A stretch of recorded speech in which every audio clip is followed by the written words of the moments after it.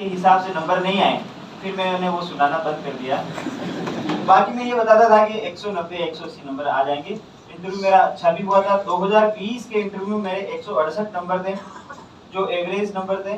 इस बार मैं ये उम्मीद कर रहा था कि मेरे बहुत अच्छे नंबर आएंगे, और जिनको मैंने बताया, जो भी मेरे प्रेरणा स्रोत थे, तो उनको मैंने बताया, तो उन्होंने भी कहा कि हाँ 180 185 नंबर आपके आ जाएंगे। पर शायद मेरे से ही कोई गलती हुई होगी इंटरव्यू में कि मेरे 160 नंबर आए थे इस बार। इंटरव्यू जो मेरा था वो प्रीति सुदान मैम के बोर्ड में था, यूपीएससी में। 5 जो है मेंबर बैठे हुए थे, चेयरमैन मैडम जो है वो बीच में थे, बाकी 2 ऐसे ही थे, है ना। तो मैं आफ्टरनून में था मेरा इंटरव्यू, फिर सेकंड लास्ट था मैं, है ना, 4-5 बजे के आसपास मेरा इंटरव्यू था। मैं जैसे ही बोर्ड में गया तो वहाँ का कमरा खोलते ही पहले कुर्सी थी, जैसे वो मुन्ना भाई वाली पिक्चर में नहीं कहता सर कि भाई ये तो शुरू होते ही खत्म हो गया। तो जैसे ही मैंने कमरा खोला तो ऐसे कुछ कहने की जरूरत ही नहीं पड़ी, वो जस्ट सामने दिख ही गए थे मैडम। तो कमरे वहीं से मैंने गेट से ही बोल दिया मैंने कि क्या मैं अंदर आ सकता हूँ। अब देखो अपनी अंग्रेजी ऐसी है कि अपन मे आई कम इन भी उतना फ्लो में नहीं बोल पाते थे। अरे बोल देंगे पर वो फीलिंग नहीं आएगी। ऐसे तो अंग्रेजी भी बोल देंगे, पर फिर आपको पता चलेगा कि ये हिंदी भी नहीं, अंग्रेजी भी नहीं, ये मारवाड़ी है ना। तो मैंने कहा क्या मैं अंदर आ सकता हूँ मैम? तो उन्होंने कहा हाँ हाँ आइए। फिर मैं ऐसे नमस्ते किया मैंने, ना गुड आफ्टरनून नहीं किया था। तो उनका बैठिए, बैठा, मैं कुर्सी जैसे पास में थी, मास्क था, उन्होंने कहा मास्क उतार दीजिए। अब मैं पूरा बताऊं क्या आपको? बहुत मजा आता है ना ऐसे। तो जब मैं बैठा कुर्सी पे तो उन्होंने पहला सवाल किया कि अच्छा ईश्वर आप भीलवाड़ा से हैं? प्रीति सुदान मैम शायद भारत सरकार में कोविड के समय हेल्थ सेक्रेटरी ऐसे है। तो भीलवाड़ा मॉडल उस समय बहुत फेमस हुआ था कोरोना में। हाँ। तो उन्होंने पहला ही चीज नोटिस की थी कि आप भीलवाड़ा से हैं। तो ये भीलवाड़ा मॉडल काफी फेमस हुआ था, ये क्या था? ये तो अपनी रेंज का सवाल था, सब तैयार करके गए थे। तो मैंने उनको बताया था कि मैम जो है कोरोना के समय शुरुआत में जब सूचनाएं कम और अफवाहें ज्यादा थी, अनिश्चितता का दौर था, हमारे पास वैक्सीन नहीं थी, ऐसे समय में जो है भीलवाड़ा में क्या हुआ, एक निजी हॉस्पिटल में एक डॉक्टर जो है संक्रमित होने की वजह से बहुत से केस एक साथ मिले थे कोविड के। तो उस समय जो तात्कालिक कलेक्टर साहब थे, उन्होंने रूथलेस कंटेनमेंट जोन की पॉलिसी अपनाई थी और मतलब 16,000 टीमें गठित की थी, हर घर घर पे जाके सर्वे किया था। मैं प्राइमरी टीचर था तो सौभाग्य से मुझे भी एक टीम में अपनी पंचायत स्तर पे ऐसा काम करने का मौका मिला था। ये था भीलवाड़ा मॉडल। मतलब शुरुआत में जब सूचनाएं कम थी और अफवाहें ज्यादा थी तो केस को रोकने का एक ही तरीका था कि लोगों को जो मूवमेंट है उसको बंद कर दो। तो मैडम का अच्छा हाँ हाँ ये रूथलेस कंटेनमेंट ये मुझे किसी ने बताया था, ये बोलना था। तो मैंने वो बोला था हाँ ये था। तो मतलब क्या ये क्या रिस्पॉन्स था लोगों का? मैंने कहा मैडम लोगों का रिस्पॉन्स मिक्स था। कुछ लोग इस महामारी की भयावहता को समझ रहे थे, उन्होंने हमारा सहयोग किया। लेकिन कुछ लोग जो लगातार हमारी निगरानी की वजह से, प्रशासन की उसकी वजह से जो महसूस कर रहे थे तनाव, तो उन्होंने विरोध भी किया। जैसे मैडम मैं बताऊं तो जिस घर के सामने मेरी ड्यूटी थी होम क्वारंटाइन कराने के लिए, वो मकान मालिक लगातार हमारी निगरानी से इतना इरिटेट हुआ कि वो बाद में जो है उसने हमसे झगड़ा कर लिया। तो इस तरह का मिक्स रिस्पॉन्स था। तो कहा कि आपने कोविड में काम किया है तो आपको क्या उस समय पीपीई किट वगैरह मिली थी? तो पीपीई किट वही होती है ना जो पूरा शरीर। मैंने कहा मैम ऐसी सारी सुविधाएं तो नहीं मिली थी, लेकिन हाँ मास्क वगैरह, सैनिटाइजर वगैरह वो सारी चीजें हमें उपलब्ध करवाई गई। अच्छा ये बताओ तुम तो प्राइमरी टीचर हो, अच्छे पैसे में हो, नोबेल प्रोफेशन है, पढ़ाना तो सबसे अच्छा काम होता है। ये प्राथमिक टीचर का क्या योगदान होता है एक बच्चे के जीवन में बताओ? तो मैंने कहा कि मैम शिक्षक, प्राथमिक शिक्षक जो होता है वो बच्चों को उस उम्र में शिक्षित करता है जब उनकी बुनियादी मूल्यों का विकास हो रहा होता है।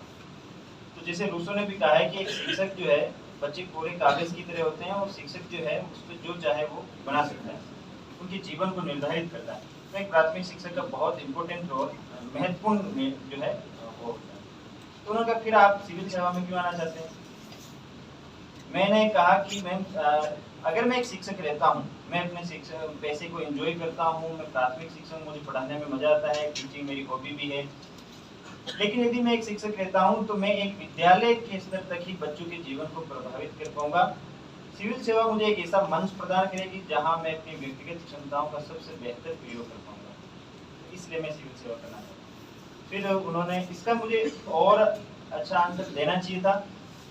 मैं ये सोच के गया था कि मैं अपनी जो 10th फेल की स्टोरी उसे यहाँ यूज करूँगा, लेकिन देखो स्वाभाविक बात तो यही है कि मैं सिविल सेवक इसीलिए बनना चाहता हूँ कि मुझे एक ऐसा प्लेटफॉर्म चाहिए जहाँ मैं शिक्षक की बजाय वहाँ बेहतर कर पाऊँ। अच्छी बात तो यही थी, यही बताया मैंने।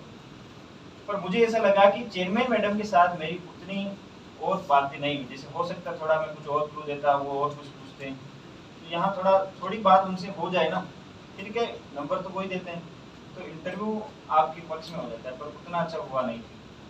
फिर भी ये जो थे मैंने अच्छे से बता दिया।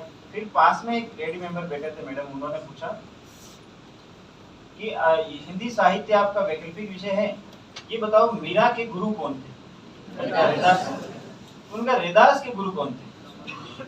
तो मैंने कहा कि जो रामानंद है वो कबीर और रैदास के गुरु। मैं श्योर नहीं था उसमें, पर लेकिन मैंने कॉन्फिडेंटली बताया कि रामानंद जो है वो कबीर और रैदास के।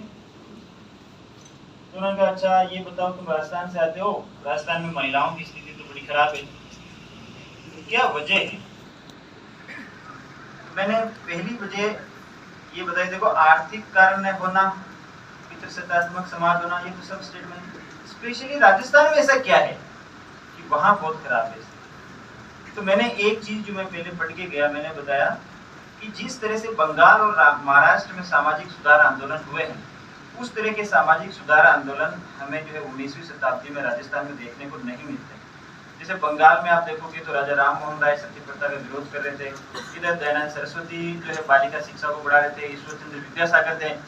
तो इस तरह के प्रयास राजस्थान में नहीं हुए, तो वो हमारे पास जो है सामाजिक सुधारों की एक धरोहर जो है वो हमारे पास नहीं है। एक ऐसी चीज है। दूसरी ये है कि राजस्थान भारत के उत्तर पश्चिम में आता है, जहाँ सबसे ज्यादा विदेशी आक्रमण हुए हैं, और महिला को एक साधन के रूप में सामंतवादी समाज में हमेशा एक साधन के रूप में, एक एसेट के रूप में ही लिया जाता है। तो महिलाओं के प्रति जितने भी कुरीतियां हैं, चाहे वो घूंघट प्रथा है, चाहे वो सती प्रथा है, बाल विवाह जल्दी विवाह करा देने की है, ये सारी कुरीतियों का विकास उस ऐतिहासिक कारण के पीछे कहीं न कहीं जुड़ता है। ये एक वजह।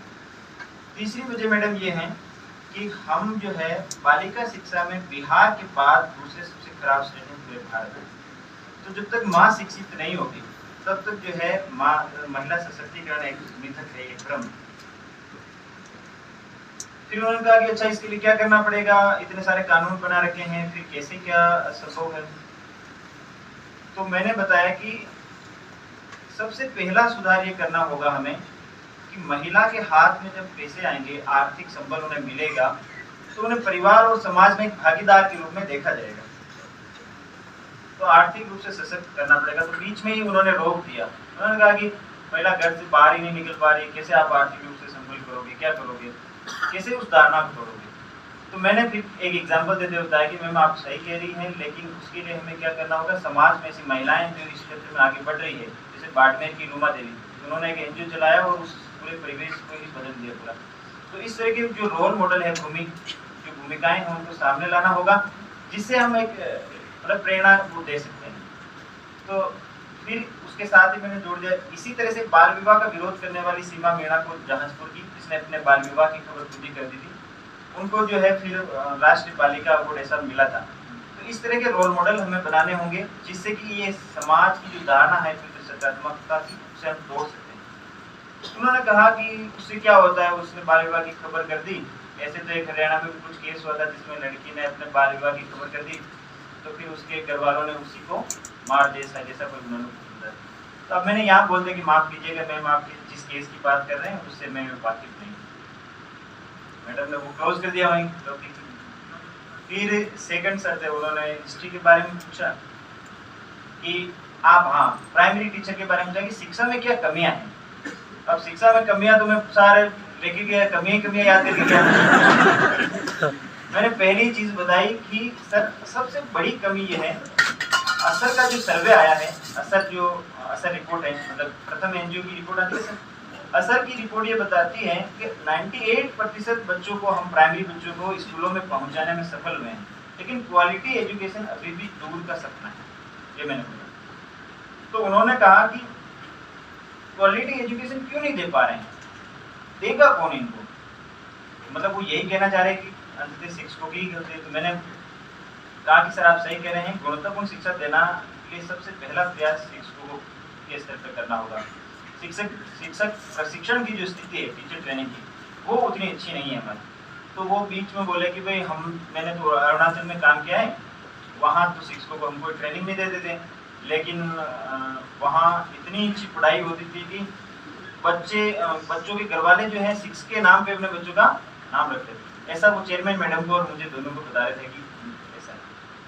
तो ट्रेनिंग तो कोई इश्यू है ही नहीं, कहीं निष्ठा की कमी है, उन्होंने ही बता दिया। मैंने कहा हाँ सर आप सही कह रहे हैं, निष्ठा, क्योंकि शिक्षकों को ये समझना होगा कि 9 से 12 ये 9 से 5 की नौकरी नहीं है। शिक्षा एक उनका नैतिक कर्तव्य है। और ऐसे करके मैंने 2-3 और अच्छे बोल के उनको बताया, मैंने मतलब उनको स्वीकार कर लिया कि हाँ आप सही कह रहे हैं, निष्ठा का अभाव भी बड़ी वजह है। अब यहाँ मेरे पास बहुत अच्छे फैक्ट थे कि 1.5 लाख स्कूलों में एक ही टीचर है, सिंगल टीचर वाले, तो वहाँ कैसे वो पढ़ाएंगे, इंफ्रास्ट्रक्चर वगैरह सारी बातें थी, पर वो बताने का मौका नहीं दिया और उन्होंने नेक्स्ट सवाल पूछ लिया। तो अब आप बताओ आपने क्या किया अभी प्राइमरी टीचर। तो मैंने कहा कि सर जो है हमने अपने विद्यालय के स्तर पे कुछ बदलाव किए, नवाचार किए।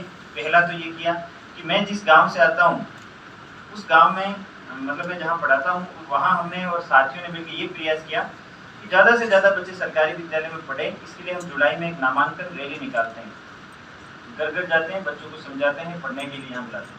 फिर हमने प्रार्थना सभा को इतना रोचक बनाया कि बच्चों को घर की बजाय स्कूल में ज़्यादा मजा आने लगे। और ये मैंने नहीं किया, मतलब स्टाफ ने, सबने, हमने मिलकर साथ किया। आपने पर्सनली क्या किया? तो मैंने कहा कि सर मैंने ये किया कि बच्चों को जैसे दूसरी चीज़ें बताना जो मैं पढ़ाता हूँ, जैसे मैं अपने लैपटॉप में आईपैड में उनको ये बताता था वीडियो के माध्यम से, जो भी वीडियो होते थे कि मानव का सिविलाइजेशन जो है किस तरह से हुआ था, तो एक वीडियो है वो बताता था। कोई चीज़ उन्हें समझानी होती थी कि पेड़ जो है प्रकाश संश्लेषण करते थे, तो मैं उनको यूट्यूब पर ले जाकर वो वीडियो बताता था। तो इस तरह से मैंने अपने टीचिंग का जो मेथड है उसे थोड़ा रोचक बनाने का प्रयास किया। दूसरा, बच्चों को घुमाना, प्रैक्टिकल करना, जैसे किसी पेड़ पे चढ़ाने का, ऐसे तो नहीं बोला मैं कि पेड़ चढ़ाया मैंने, लेकिन मैंने ये कोशिश की कि एक कृषक और पशुपालन समाज के बच्चे हैं, तो जितना हो सके मैं उस भाषा में, उस मातृभाषा से शिक्षा देने का प्रयास करता था, ताकि उनमें रोचकता बनी रहे, बच्चा सीख सके। ऐसे कुछ ज़्यादा ही मैं बता दिया मैंने एक्सरसाइज। ऐसे करके हुआ इंटरव्यू के लास्ट के 2 मेंबर थे, उन्होंने कुछ पूछा, मैंने बताया। मैं बहुत खुश था कि, और बीच में मैंने एक शेर भी बोल दिया था। हाँ, जो मैडम थे ना बैठे हुए थे, उन्होंने पूछा कि आपकी हॉबी है आत्मकथा, तो आपने किस चीज़ की आत्मकथा पढ़ी है और क्या सीखा उनसे? अब मैंने यहाँ एक बोल दिया मैंने काफ़ी आत्मकथाएं पढ़ी है, ऐसा नहीं बोलना चाहिए था। मैंने कहा कि मैंने महात्मा गांधी की आत्मकथा सत्य के साथ मेरे प्रयोग को पढ़ी है। इसके अलावा भी एक नादिया मुराद जो है, जिन्हें नोबेल पुरस्कार मिला, उनकी आत्मकथा है द लास्ट गर्ल, वो पढ़ी है। एक जापान की शिक्षाविद है तोत्सुको कोरेयान की, उनकी आत्मकथा है Totto chan a little girl at the window, वो आपने किसी ने नहीं पढ़ी है तो वो पढ़ना है, वो मैंने बताया। ऐसे नहीं बताया कि आप सब पढ़ना, आपको बताना होगा। तो उन्होंने कहा कि आत्मकथाओं से ऐसा क्या सीखा आपने? हमने भी पढ़ी है, हमने तो कुछ सीखा ही नहीं है, ऐसे बोला उन्होंने। मैंने कहा किससे मैम? तोतो चान से। नहीं, गांधी की आत्मकथा से। इस सत्य के साथ प्रयोग क्या है उसमें, सत्य के साथ प्रयोग। अब मैं ये तो कैसे कहूँ कि मैडम आपने नहीं सीखा तो क्या हुआ? मैंने ये बताया कि महात्मा गांधी की आत्मकथा से हम ये सीख सकते हैं कि गांधी ने अपने जीवन की जो शुरुआत है वो बहुत सरल लक्ष्यों से की और वो हमेशा जीवन में सरल बने थे। फिर मुझे वो याद आ गया जो मैं याद करके आया था। मैंने कहा कि अगर आपकी अनुमति हो तो मैं एक शेर के माध्यम से बताना चाहूँगा कि मैंने गांधी की आत्मकथा, कविता की 2 पंक्तियों से समझाना चाहूँगा कि मैंने गांधी की आत्मकथा से क्या सीखा। तो उन्होंने अनुमति नहीं दी। ऐसे देख रहे थे वो और ऐसे ही देखते रहे। अब मैं सोचा कि कुछ हाँ ना बोले तो मैं बोलूं, तो मैंने सोचा ऐसा मूवमेंट वापस नहीं आना, तो अपन तो क्या करते हैं तो मैंने कहा हाँ मैडम, तो ये है कविता। ऐसे चेयरमैन मैडम कुछ फोन चला रहे थे, तो उन्होंने ऊपर देखा और वो शायद उनको अच्छा लगा, बुरा लगा, या हो सकता है मेरे 120 नंबर ही आते, और क्या पता उसकी वजह से 160 आ गए। क्या पता मेरे 190 आने वाले थे, उसकी वजह से 160 आ गए, तो आप कुछ कह नहीं सकते, बहुत सब्जेक्टिव मैटर है। मैंने शेर बोला कि हुक्मरानों ने फरमाया है कि नारों से बदलता है जमाना। हुक्मरान यानी रईस लोग है ना, ब्यूरोक्रेट्स। हुक्मरानों ने फरमाया है कि नारों से बदलता है जमाना, सियासतदां कहते हैं कि सियासतें बदले तो बदलता है जमाना। सियासतदां यानी पॉलिटिशियन। पर मिजाज जहां बदलने को इतना कुछ काफी नहीं होता, बदलने वाला खुद बदले तो बदलता है जमाना।